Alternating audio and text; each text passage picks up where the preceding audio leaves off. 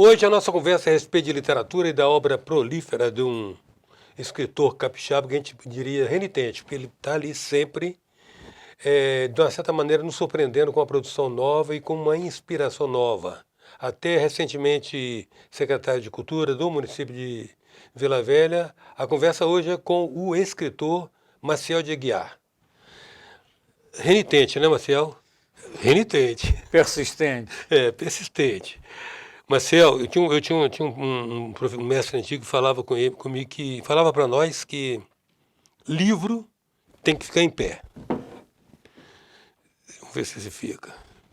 Se não ficar em pé, é opúsculo. Se não ficar em pé, não fica... Mas você não tem feito livro, você tem feito uns tijolaços, bicho, com os grandes nomes aí. Digamos assim, no Panteão Nacional hoje, quem ficou de fora da sua obra? Do Panteão Nacional. Que nós temos Roberto Carlos, na arquitetura o Oscar Niemeyer, Pelé e Ayrton Senna. Ayrton Senna é interessante, Ayrton Senna, porque é tanto a trajetória fulgurante dele, quanto também, e principalmente, acho o carisma, né? É verdade. Não teve Piquet, que foi tricampeão, nem tanto. Eu posso te responder uma compreensão muito pessoal disso. Acho que o Criador, quando a gente nasce, define o que a gente vai fazer, né? Para algumas pessoas, o Criador bota a mão sobre a cabeça, possivelmente você, com certeza. Comigo botou a pontinha do dedo. Ele falou assim, você vai sofrer muito, não vou te dar tanta oportunidade na vida, mas vou lhe permitir escrever alguns livros sobre pessoas importantes. Então eu tenho cumprido essa orientação subjetiva que recebi, né? E estou fazendo isso desde os 13 anos. Eu nunca quis ser outra coisa. Sempre quis escrever, sempre quis ser escritor, né? Passei um período do mimeógrafo, né? Durante 20 anos. O criador, quando botou a mão na sua moleira, ele não falou igual falou lá o cara de Minas, não vai ser gosto na vida, não. Não. Falou também isso. Não, ele só botou a pontinha do dedo. Possivelmente ele colocou a mão sobre a sua cabeça, como a cabeça de Roberto Carlos, de Ayrton Senna, de Pelé e tal. Comigo eu tenho certeza que ele colocou só a pontinha do dedo e falou assim, em compensação, vou lhe permitir escrever alguns livros dos personagens importantes, porque esses caras são, contemporaneamente, são os brasileiros mais importantes que eu tive o privilégio. Eu acho que assim, olha, o menino que nasceu nas barrancas do Cricaré, não é? Que disse para o pai, aos 10 anos, que queria ser poeta e escritor. Aí o pai pergunta, poeta... O pai responde, o poeta é até possível, porque o que tem de poeta ruim aí, um a mais não vai fazer diferença. E escritor, que tipo de escritor você quer ser? Eu estava lendo O Conde e o Passarinho, de Rubem Braga, né? Não sabia que... Que foi objeto depois de um trabalho seu. Foi um livro meu sobre Rubem Braga, né? Aí ele falou, eu falei que queria ser cronista, aí ele falou assim, bom, agora que você não vai ser nada, porque cronista já existe Rubem Braga, e ninguém vai conseguir escrever igual a Rubem Braga. Então esqueça, arranje uma coisa útil para você ser na vida. Como eu não arranjei nada útil para ser na vida, fui ser escritor, né? São 143 livros, né? E tenho prazer naquilo que eu faço. E você define isso como seu ofício mesmo, seu principal ofício. Você tira a renda disso? Paga o boleto com isso? Olha, determinados períodos, quando lancei Roberto Carlos, em 2019, ainda deu uma boa repercussão, né? Boa venda, mas o que mais me recompensou foi o Pelé, né? Que saíram em 10 idiomas. E até faço uma menção aqui, quem quiser comprar, entrar no Amazon e baixar o livro Pelé, está em 10 idiomas. Embora o Ayrton Senna está entrando também no site, Amazon, e Oscar Niemeyer também está, e Roberto Carlos também está no site do Amazon. Mas o Pelé foi um momento importante, né? Copa da E Alemanha. de fato tal. também é o mais internacional deles, né? E me deu A dimensão muito prazer, planetária né? do Muito Pelé prazer. é indiscutível. O Roberto Carlos é É, um grande artista brasileiro e talvez latino-americano, claro. né? Mas o Pelé tem uma dimensão planetária. E gozado, Eustáquio, que eu nunca quis escrever sobre Roberto Carlos, nem Oscar Niemeyer, nem Pelé, nem Ayrton Senna. São as circunstâncias que me fizeram escrever.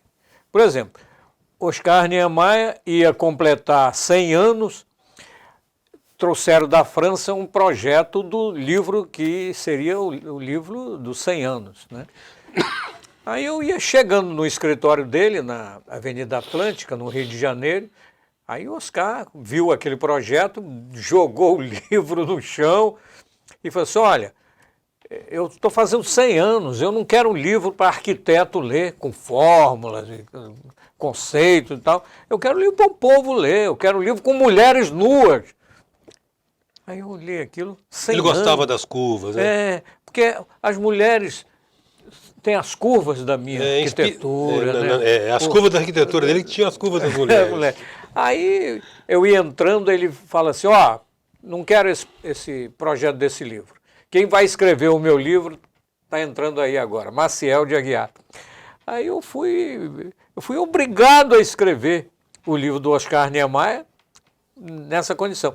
E dividimos em alguns capítulos, né? Ele falou assim, eu quero um capítulo de mulher nua.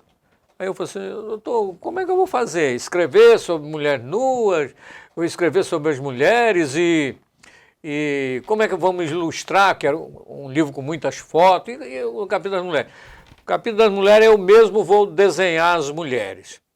Só não tenho certeza se algumas partes eu ainda me lembro, mas eu vou desenhar. E fez 10 desenhos maravilhosos de mulheres nuas, né?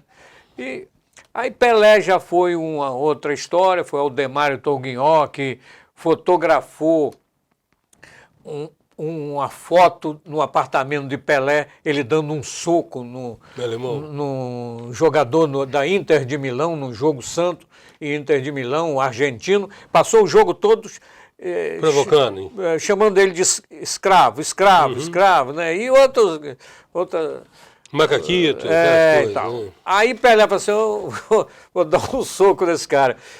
Teve uma falta que Mengal provocou, né? Ele foi, deu um soco espetacular no rosto do cara, e o juiz viu, não expulsou Pelé, e só tinha um fotógrafo. O fotógrafo fez aquela foto. Aí a diretoria do Santos comprou o negativo, revelou e viu a foto. Pelé foi, pegou aquela foto, botou no apartamento dele em Nova York. Aldemário Tourguignon, visitando Pelé, nesse apartamento, viu a foto, né? Não foi divulgada, e perguntou, Pelé, que história é essa, dando soco no rosto desse cara? Aí contou essa história para Pelé. Quando Pelé saiu, foi ao sanitário, Aldemário pegou uma Kodak, uma maquininha, foi em cima da foto, fotografou.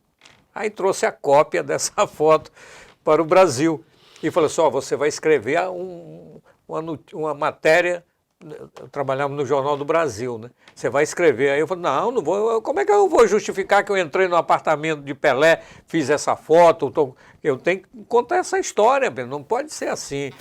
Conclusão, eu voltei para São Mateus e ele ficou me perturbando, escreva sobre o soco que Pelé deu. Aí eu contei a história de um jovem negro que virou rei aos 17 anos, na Escandinávia, né? Na Suécia. Não é rei de uma dinastia, rei da vontade popular, da maior paixão dos povos, né? E que, jogando futebol, um argentino xingava, né? E desmerecia, chamava de escravo e tal. Aí o título dessa crônica foi O Soco Divino, né, em que o juiz diz, eu não vou expulsar Pelé porque isso é um soco divino. É um jovem negro que os ancestrais sofreram todas as atrocidades da escravidão e agora está... E assim foi sucessivamente. Roberto Carlos foi com base na música Sentado à Beira do Caminho, né, uma história também muito interessante. E Ayrton Senna foi aquela empatia. Vamos falar dele no próximo bloco. A presença hoje é de Maciel de Aguiar. A gente volta já. Voltamos com a presença do escritor Maciel de Aguiar, a propósito do lançamento do seu livro Ayrton Senna, o Herói do Brasil. Maciel, você discorreu sobre... Não tem jeito, né? A gente vai falar dos filhos, isso é como filho, né? Você vai falar do livro de Pelé, não tem como se deixar de mencionar certas particularidades, certos contextos da produção, como aconteceu também com Oscar Niemeyer e as mulheres. Que coisa interessante, né? E saborosa, né? Saborosa. Com certeza. Ele tinha com Pelé. Agora, Ayrton Senna... É interessante o seguinte, Roberto Carlos, você teve um contato, um colóquio com a mãe dele e com o irmão, e com o filho dele ou com o irmão? Não, com o irmão, com o irmão, né? E com a mãe. O Laurinho. A mãe, Dona Laura, fez café para mim lá no apartamento. Com o Pelé também você teve essa relação transversa através do Aldemário e com o Oscar você teve uma relação direta e pessoal. Na verdade, você privou da relação com alguns grandes nomes da nossa... Carlos Drummond. Isso. Você frequentou lá aquela cobertura do Rubem Braga também? Claro. Isso é pedigree, bicho. Pois é. Falando sério. A Fazenda do Ar. Isso tem que estar no currículo. Isso. É verdade. Vamos falar de o Herói do Brasil, Ayrton Senna. Houve um momento seu com ele? Sim. Eu havia assistido todas as corridas, né? Ele perdeu as corridas anteriores. E você não gostava de automobilismo? Não, eu... Até porque era um esporte burguês. Da elite, né, e tal. Aí eu fui, mas assisti depois que eu coloquei Ayrton Senna no radar como um personagem importante, porque ele dominava a técnica da corrida, né? Eu sempre admirei a pessoa que domina o que ele faz, né? Então, tecnicamente. Aí fui assistir Interlagos, 91, quando aquela catarse, né? Ele ganhou aquela vitória extraordinária, né? E fui para o aeroporto com um amigo que foi entrevistar uns alemães, e eu fui para a sala VIP aguardar esse amigo. Daqui a pouco entra, tá, eu sozinho sentado com os recortes dos jornais sobre a vitória espetacular de Ayrton Senna. Passa uma pessoa assim, com a maletinha, senta a 1,5 metro de mim, vê os recortes e pergunta assim, você gosta de Fórmula 1? Aí eu levantei, era Ayrton Senna, né? Eu e ele na sala VIP, no Aeroporto Internacional de São Paulo.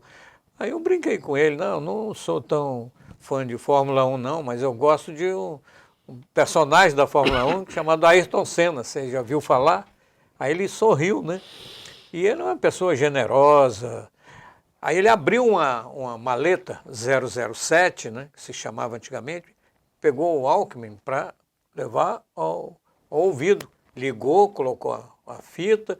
Eu vi que era uma banda de rock, uma banda inglesa, uma banda Queen, né?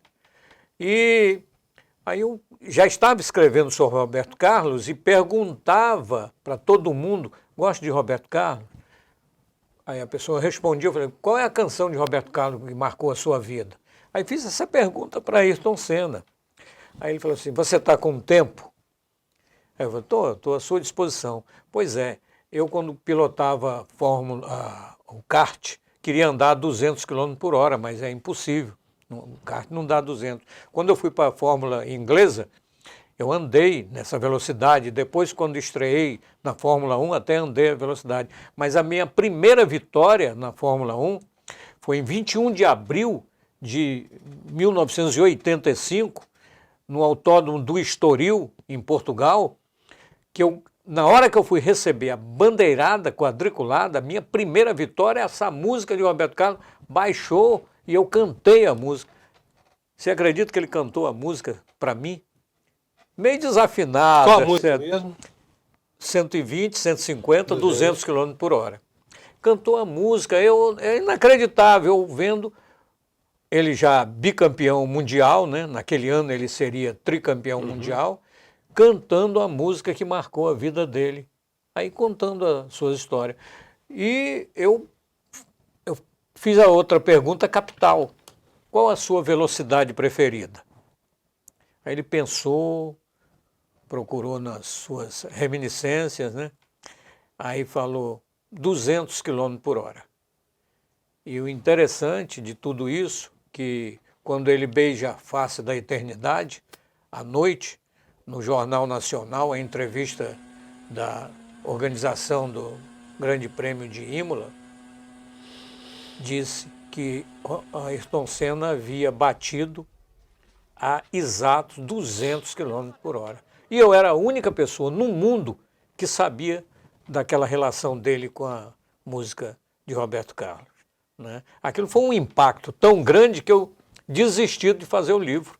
Eu falei assim, eu tenho essas informações, mas não tenho capacidade para assimilar isso. É muita coisa para mim. Parece que Ayrton Senna está contando para mim como ele iria morrer, qual a velocidade que ele ia morrer. E eu sou a única pessoa que sei disso, mas ninguém. Não falou para a irmã, não falou para amigos, não falou para a equipe, não falou para a namorada, não falou para ninguém. Ele contou para mim, falou só, ninguém nunca me perguntou o que você me perguntou. A música que eu gosto, a velocidade preferida, a canção de Roberto Carlos. Eu estou revelando para você pela primeira vez, né? Aí eu sabendo daquelas coisas e ainda assistindo o noticiário, informar que ele morreu a exatos 200 km/h e era a velocidade preferida dele, eu desisti de fazer o livro, né? Eu falei, eu não tenho capacidade para assimilar essas coisas. E só depois concluí o livro, que me deu muito prazer. A presença hoje é de Maciel de Aguiar, o escritor. Voltamos já. Voltamos com a presença do escritor Maciel de Aguiar. Maciel, essa relação sua com esses personagens que têm se tornado objeto desses livros seus, quer dizer, tudo personagens caras ao brasileiro, né? De algum momento são expressões das suas artes. O Senna, na verdade, naquele momento ele veio povoar um deserto de heróis brasileiros, né? Porque a gente tinha sido campeão do mundo de 70, Pelé tinha se aposentado, estava comentando com você agora, o Zico era o grande jogador brasileiro da época, tinha sido vendido para a Itália, para um time de quinta, sexta divisão, o melhor jogador do Brasil. Aí tivemos o futebol, que já deu uma levantada na moral, né, do brasileiro, foi campeão em 72, eu acho, né? Foi bicampeão, né? Foi bicampeão mundial. Foi bicampeão. Aí aparece o Senna, e interessante o seguinte, são coisas que você, como cara que foi um biógrafo dele, se debruçou sobre a vida dele, pode falar melhor sobre isso. Ele era arrojado ou era um virtuose? Ele era pragmático. Pragmático, né? Pragmático. Obcecado, compulsivo. Sim. Senna determinou que ele seria campeão mundial e que seria o maior piloto da história da humanidade. Ele colocou isso na cabeça. E ele dizia isso para a família e dizia para os amigos mais próximos. Tanto é que você ouviu de alguns especialistas na época que ele seria um campeão mundial. Não vi. Mas ele era determinado. Eu andei com ele em duas circunstâncias. Uma quando ele estava surgindo mesmo. Nilo Martins pela Gazeta e eu estávamos cobrindo um evento e os caras queriam andar com futebol, que era o cara, né? O medalhão da época, e os caras falaram, o futuro campeão mundial é aquele menino. Eu fui lá andar com ele e passei por uma experiência que mais desconfortável, só descer da montanha-russa em vertical. E na volta do corpo dele de Roma para o Brasil, estava voltando também numa viagem. No avião, né? Isso realmente. Mas o que me impressiona no Ayrton é o seguinte, ele foi um herói brasileiro, você colocou até bem, né? O herói do Brasil, ele foi um herói nacional, mas ele era sobretudo dotado de um grande carisma, né? Era impressionante. Você vê que de uma generosidade. O Piquet foi tão tricampeão quanto ele. Mas não tinha o carisma da dimensão. E ele comungou com a nação, com o povo brasileiro, um compromisso aos domingos, de manhã, à tarde ou à madrugada.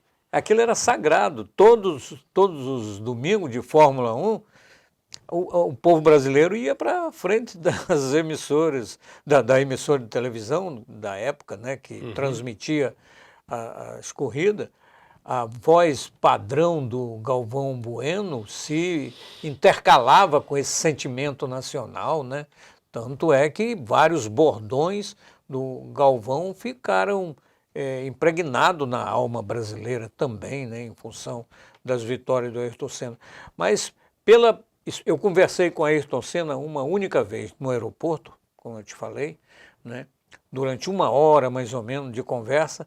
Era de uma generosidade impressionante, de uma simplicidade, de uma humildade e de uma determinação. Gozado que quando eu falei no transcorrer da conversa que ele perguntou se eu estava escrevendo sobre Roberto Carlos, eu disse que estava escrevendo sobre a influência das canções de Roberto Carlos na vida das pessoas. Ele falou assim, é uma grande ideia. Por que você não escreve sobre as minhas vitórias? A sugestão foi dele. E eu não contei para ele que já estava recolhendo materiais para fazer esse livro só sobre as vitórias dele. Aí ele tirou um cartão de visita, escreveu assim atrás do cartão: superação, dedicação e gosto pela vitória. Autorizo o livro. Eu tenho um cartão de visita, ele autorizando eu escrever o livro com aquele título, que seria um belo título, Ayrton Senna, superação, dedicação e gosto pela vitória. O título é dele, ele que escreveu isso no cartão. Não é? Ele era determinado, obcecado pela vitória. Esse gosto pela vitória era o prazer que ele tinha. E isso é tão verdadeiro que quando chovia nos treinos, né, em que todos os pilotos corriam para os boxes, ele ia para a pista. Se tornou o rei da chuva. Essa era a determinação. O que chamava do handicap dele era a pista molhada, né? A determinação. Então, era uma pessoa determinada, focado, sabia o que queria e desconfio que sabia que ia morrer na pista. Tá? Porque a conversa que ele teve na madrugada com o médico da Fórmula 1, que eu relato aqui no livro, ele diz que determinadas coisas na vida ele não podia impedir. E o médico solicitou a ele: você é tricampeão mundial, está na hora, vamos pescar. Isso, uma conversa, ele e o médico da Fórmula 1. Ele já pensava em se aposentar, né? Já pensava, né? Queria se aposentar, mas ele disse assim: determinadas coisas eu não posso impedir. Então, eu desconfio... É o fado, o destino. Que ele tinha essa relação também com essa possibilidade de um acontecimento trágico, porque uma personagem como o Ayrton não era para morrer na cama. E morreu da forma em que, se ele pudesse optar, seria transmitido ao vivo e, sobretudo, a 200 km por hora, que ele confessou ser a velocidade. E nós estamos falando de uma curva, né, Maciel? Não é 200 na reta, não. Entrar numa curva... mas ele vinha 300. Ele vinha 300. Quando ele sentiu que o carro perdia a estabilidade... E o alemão Schumacher colado nele. Colado. Ele ia ter trabalho com o Schumacher naquela temporada. Ia ter. Né? O Schumacher também era determinado. Uhum. Foi heptacampeão, né? Pois é. E o Ayrton é esse personagem da história do Brasil e do imaginário coletivo mundial, né? O fascínio que o Ayrton exerce no Japão, por exemplo. Eu desconfio que esse livro já tem um japonês já me ligando, querendo fazer a tradução para sair no Japão, porque o povo japonês ainda é fascinado pelo Ayrton Senna. Mas os seus livros são produzidos, são gestados, né? Assim, eles são ao longo do tempo, né? Por exemplo, esse livro, então, você começou ele há quantos anos? Eu comecei esse livro em 85. O de Roberto Carlos? Uma vida. 69, terminei em 2019. Levei 50 anos. Quer dizer, eu não levei 50 anos direto. Mas entrevistando pessoas, sim, né? Reunindo material. Reunindo material. E 2019 eu levei 1 ano para escrever. E Ayrton Senna, eu não vi pandemia, sabia? Me tranquei 1 ano e 8 meses, juntei todo o material e escrevi. São 600 Eu estou me páginas. perguntando agora qual é o... Estou tentando lembrar aqui, quem nós tivemos? No hipismo, Nelson Pessoa, no tênis, no tênis nós só tivemos Marister Bueno, né? No boxe tivemos Éder Joffre, Joffre, né? Foi um grande personagem também. Éder Joffre, que está até num momento delicado de saúde. Não tivemos grandes nomes ainda para serem resgatados. Quem é? Já está escalado o seu próximo personagem? Não, eu vou tentar escrever uma história que envolve meu pai e o Hemingway, né? Meu pai foi marinheiro, trabalhou com ele num veleiro chamado Pilar. Meu pai foi mergulhador, né? Frequentava esses cabarés todos, lutador de boxe, imagina nos anos 30, O perfil 40. típico do marinheiro, né? Pois é, então é uma história interessante que a história do velho e o mar foi contada por um barqueiro para o Hemingway. E o meu pai testemunhou essa transmissão. É mesmo? E depois comprou o livro e me deu... E uma aula de texto, né? Uma aula de texto. Um espetáculo. Então eu estou querendo ir para os Estados Unidos e vou gozar do que o Hemingway se matou com um tiro no peito, da mesma forma que meu pai também precipitou a sua vida, né?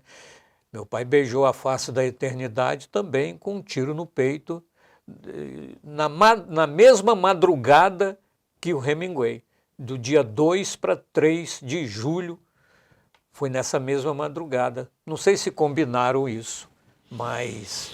Que venha Hemingway, então. Eu vou tentar, não sei se eu tenho competência para escrever sobre talvez o melhor texto da história da humanidade, né? Mas vou tentar. Lembra, hein? É parágrafo curto, texto curto. Já escrevi sobre Rubem Braga, que foi o meu mestre. Não sei se eu fui bom aluno, mas me esforcei bastante para aprender com Rubem Braga, né? Muito grato, Marcel, pela sua presença aqui e pelo compartilhamento dessas histórias e dessa atividade sua que tem resgatando.